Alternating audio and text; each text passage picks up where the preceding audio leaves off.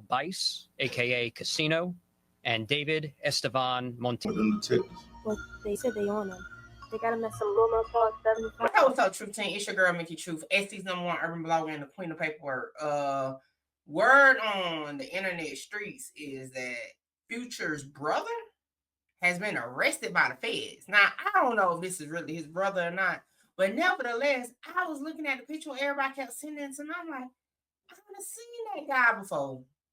And the coincidence, it was in Future's video, Feds did a sweep. Yeah, let's get into it. Casino has been arrested. We have Mickey Truth.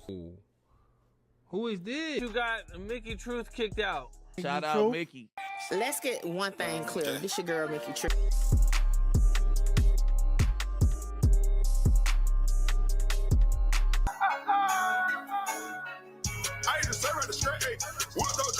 The crazy part about every time I do research on a rapper or a rapper associate, they always have some type of song to match their crime that they got arrested for. It's crazy.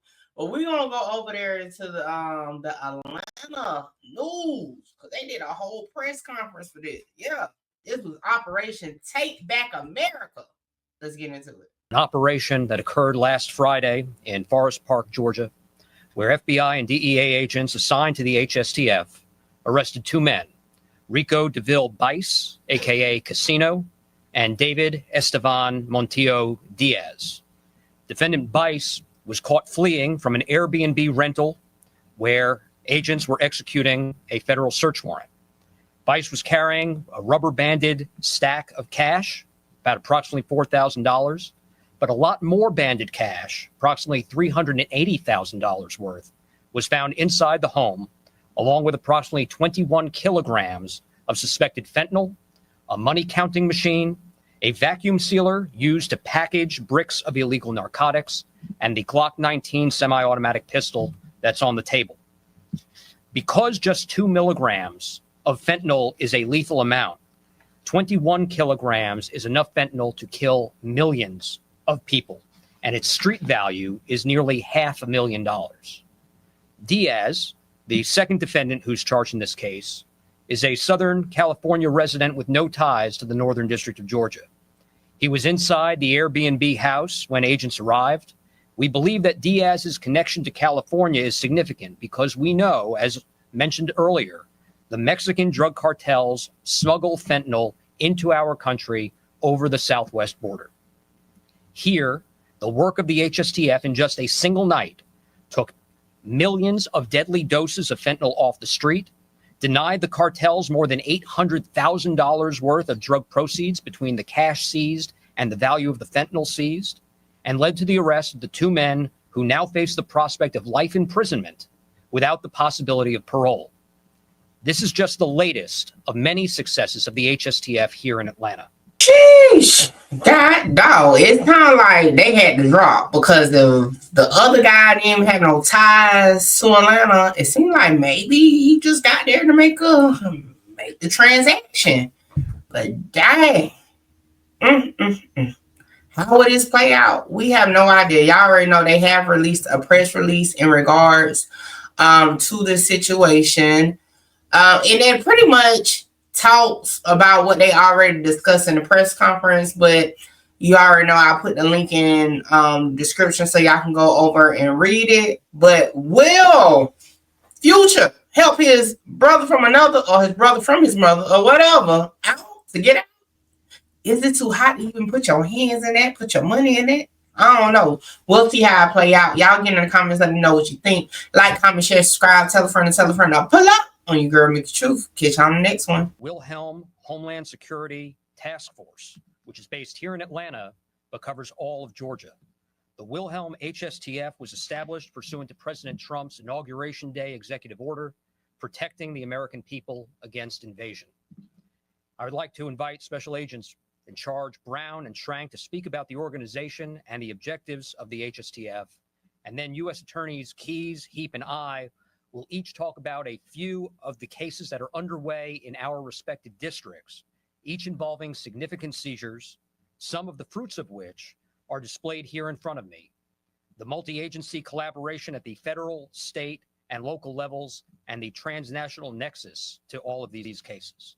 We'll then each take a couple of questions before breaking out into separate groups. And with that, I'd ask FBI Special Agent in Charge Brown to introduce the HSTF model. Thank you, Good afternoon. Thank you for being here. I'm Paul Brown, the Special Agent in Charge of the FBI's Atlanta Division. FBI Atlanta is proud to announce the establishment of Atlanta's Homeland Security Task Force. The objective of the Homeland Security Task Force is to eliminate the presence of cartels, foreign gangs, and transnational criminal enterprises from the United States. This is not business as usual, but will allow us to extend our reach, share intelligence in real time, and target threats at every level. The Homeland Security Task Force represent the power of partnerships at the federal, state, and local level. Brings those resources to address threats more effectively than any can alone. This brings a whole of government approach to protecting our communities. The Homeland Security Task Force will absorb key components of the Organized Crime Drug Enforcement Task Force, which has now been retired, to include the Organized Crime Drug Enforcement Task Force, the Strike Force's infrastructure, partnerships, and funding. The Homeland Security Task Force model will provide coordinated coverage across the nation with the task force in every state in Puerto Rico. These task forces will leverage the resources of the United States intelligence community to enhance our investigations. The cartels and transnational criminal organizations have enabled violence to intrude in our communities by flooding them with violence and drugs. As I have said to you before, every Georgian deserves to feel safe in their homes and their community. The establishment of the Homeland Security Task Force is a key step to ensuring that this occurs. Within only a short time, the task force is already making an impact, and you'll hear about that from the United States attorneys shortly. I'll now be followed by Homeland Security Investigation Special Agent in Charge, Estevan Schrank.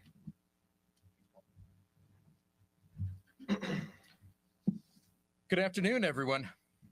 Thank you for being here today as we announce the launch of the Homeland Security Task Force Network here in Atlanta, a city that is known for being central to our mission in protecting communities and the dangers posed by criminal cartels, foreign gangs, and transnational criminal organizations.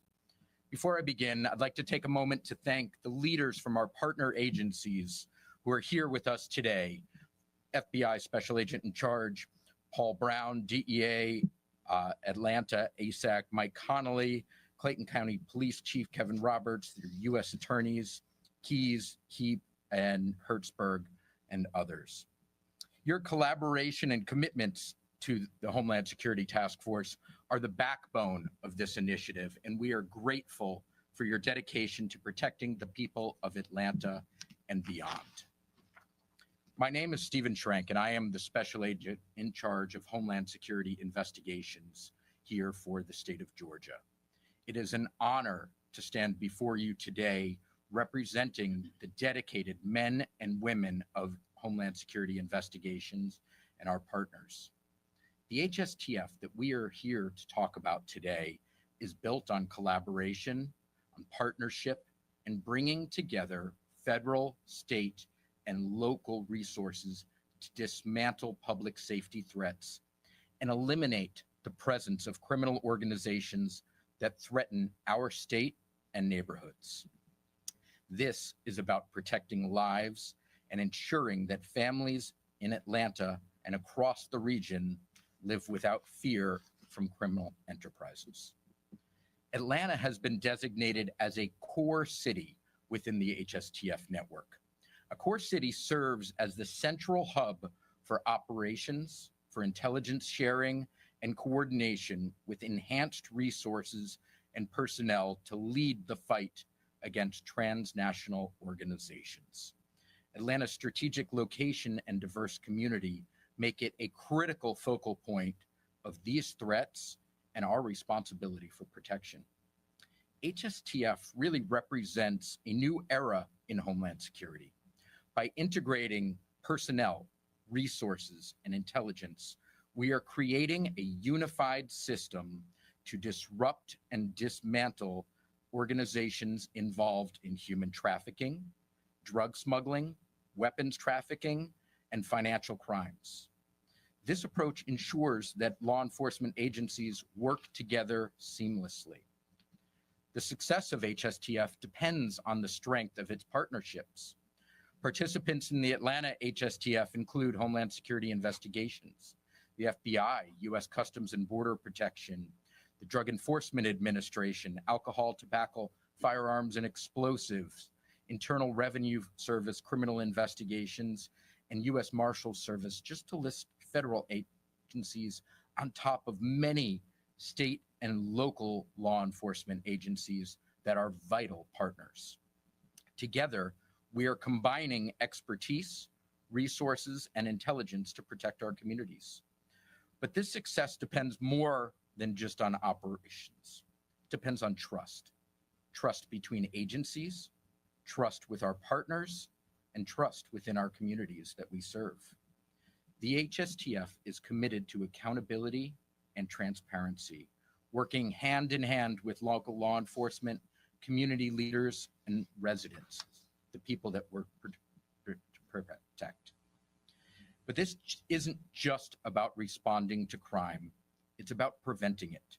Together, we are taking the fight to these criminal organizations and ensuring they can no longer harm our communities.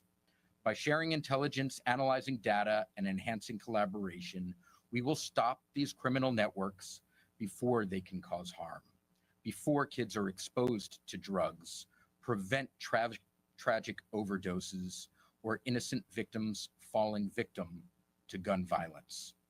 The rollout of the HSTF in Atlanta is a major step forward in our fight against transnational organized crime. The HSTF is not just a task force. It is a commitment to the people of Atlanta and beyond that we will protect their families, their neighborhoods, and their future. Thank you all for your support and collaboration, and we look forward to working with this team at this critical mission.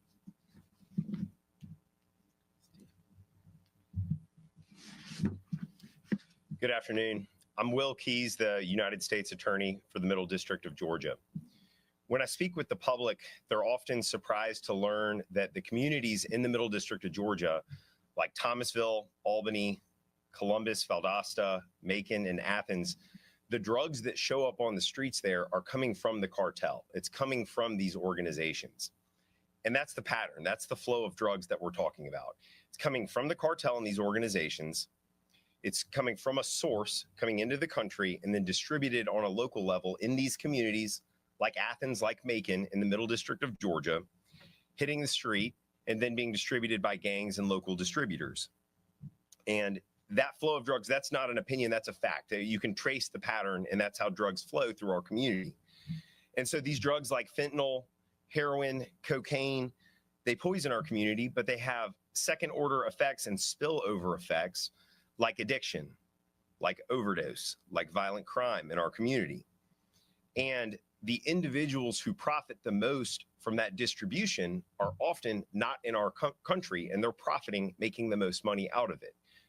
That's the problem. And so we're here together to talk about the solution, which is what you just heard from FBI and HSI about, which is Homeland Security Task Forces.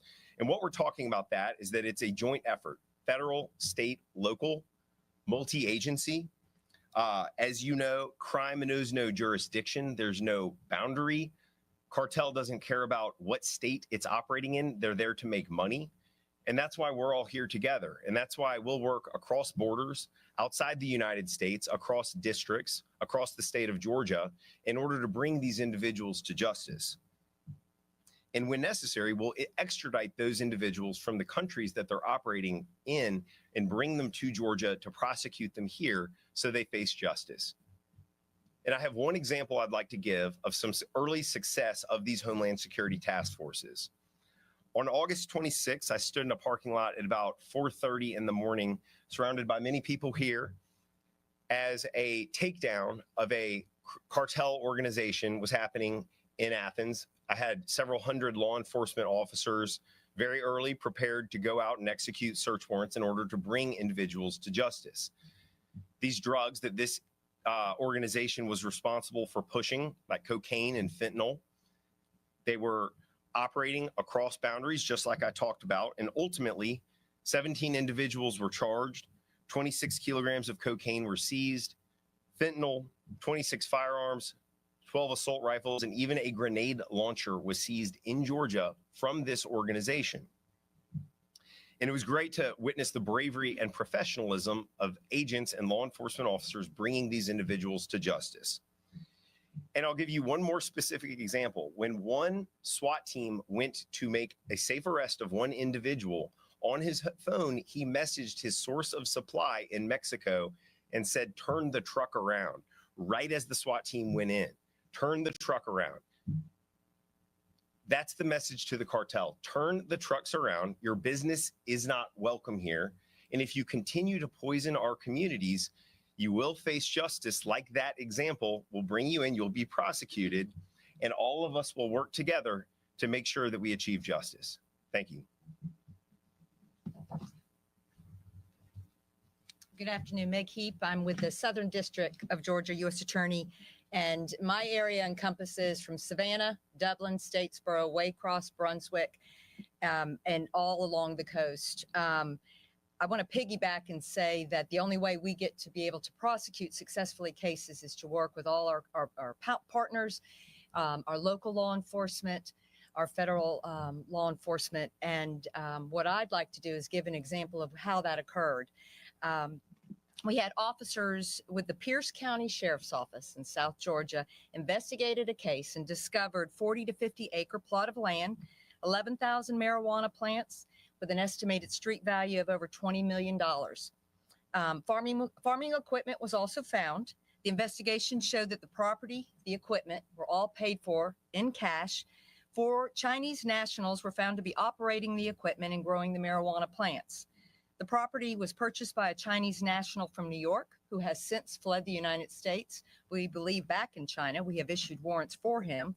We did arrest the 4 that were on the scene at the time. An investigation showed that more property had been purchased in Brantley County. Another 4,000 marijuana plants and farming equipment, all purchased in cash. And the property was owned by the same Chinese national that was living at the time in New York, and then, as I stated, was fled the country. We also seized, forfeited 75 acres of land in a commercial building connected to the criminal organization through different civil proceedings. And it was through the coordinated effort, and that's part and parcel of what we see. We cannot do it without our local law enforcement. Many times they're the ones who alert us. Then the DEA got involved, and it was working with our local agencies and our federal agencies. We were able to investigate and then arrest those people that are bringing drugs, and they're using that money, and the money is not staying here. It's being sent to different places, and people are being harmed. I was very honored to come up here and join my fellow partners here. We're very serious. We're serious about attacking the crime that is infiltrating and existing in the state of Georgia. The only way you do it is working together. And so thank you very much. Holla! Shout out Mickey. Mickey, you gonna be big. Like I'm trying to conquer the world, coming from where I come from. Hey, this your girl Mickey Truth, #1 blogger in South Carolina. #1 blogger in South Carolina. Hold on, wait, before I go, y'all make sure y'all tap in with me to book your slot. A lot of y'all be hitting me up on Instagram and the email wanting to just talk about content, whether you're an up-and-coming content creator or somebody just got questions about cases or whatever. Book your consultation with me now. The information is on the screen. Hey, make sure you get your slot, because my slots be filling up fast. Come join the Truth Team on Patreon. All documents that I use for my content is available to the members. So y'all come tap in with the Truth Team on Patreon. What's up, Truth Team? I am here, okay? About to get a touch of love. Yes, I'm at Touch of Love Massage Shop, okay? Now listen, I've been getting my massages through Touch of Love for years, even before it was a shop to come to.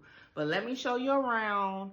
And then I got to get ready because I'm feeling a little tense. And let me tell you, if you work in like call centers, streamers, YouTubers, sitting at that desk all the time, you definitely need to be tapping in and get your massage. So let's take a tour. So it was located in a nice multi business building. The suite was set up real comfortably. It was like to the back, and the candles was burning. The aromatherapy was definitely there. Okay, so I had to get undressed, and I'm like, yo, I gotta get all the way undressed. But anyway, like I said, being getting massages, Nakia is awesome at what she does, and let me tell y'all, them hands are blessed. Okay, I got the full body massage, including, okay, the hot stones. And when I say that hour went so fast, I even went to sleep. And I always go to sleep during massage for some reason. But yeah, definitely needed that, because y'all know I had a night ahead of me. Okay. Hey guys, I'm Nakia. I am the owner operator of Touch of Love Massage Services. I always start with people. I start with the information of what massage is. So massage is the manipulation of muscles. Exercise is the manipulation of muscles. The only difference is we are manually using our hands to do those activities. So a lot of people look at massage as a luxury when really it's a health necessity. So I'm more on the medical side of things. So if you're experiencing any pain of any sort, muscles is 90% of pain, so I would recommend you to come and get a massage. How can they follow you? I do have my business page, Touch of Love Massage Services, on Instagram. I have Touch of Love Massage Services on Facebook, and if you want to set an appointment with me, you can look me up on Setmore. It's an app platform online where you can book appointments. Hey, there you have it. And y'all, I feel like a new woman, but now it's time to party. So I'll catch y'all on the next one.